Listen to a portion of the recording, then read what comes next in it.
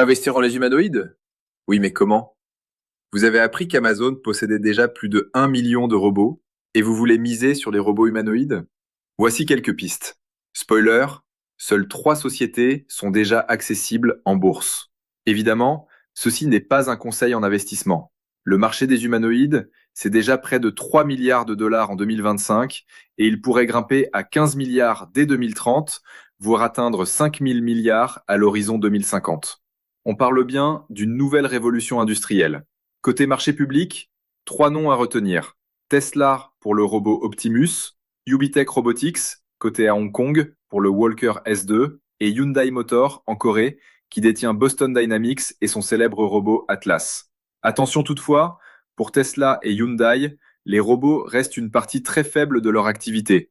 Et vous savez que Tesla est une valeur très particulière. Concernant les acteurs non cotés, on parle de Figure AI, Apptronic, Unitree, Sanctuary AI. Aucun n'est encore en bourse, mais on peut s'y exposer via leurs partenaires, Nvidia, Microsoft, Amazon, Alibaba ou Geely.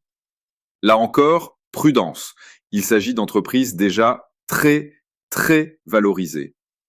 Reste la stratégie via les ETF. Le Ranghill Humanoid Robotics ETF, lancé en juin 2025, vise les sociétés qui développent des robots humanoïdes combinant intelligence artificielle, capteurs, mobilité et interaction humaine. Dans sa composition, Tesla environ 9,6%, UBTech environ 9,1%, Nvidia autour de 6% et Xpeng un peu plus de 5%. Mais attention, très peu d'historique et une forte concentration puisque le top 10 représente près de 60% du fonds.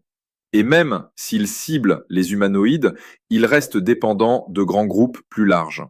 Autre option, les ETF robotiques plus généralistes comme le RBOT, l'iShares Automation and Robotics UCIT ETF, avec environ 3,8 milliards de dollars d'encours et un rendement moyen d'environ 23% par an sur 3 ans. Je vous laisse creuser le sujet, mais gardez en tête que les humanoïdes sont sans doute l'un des thèmes les plus prometteurs de demain.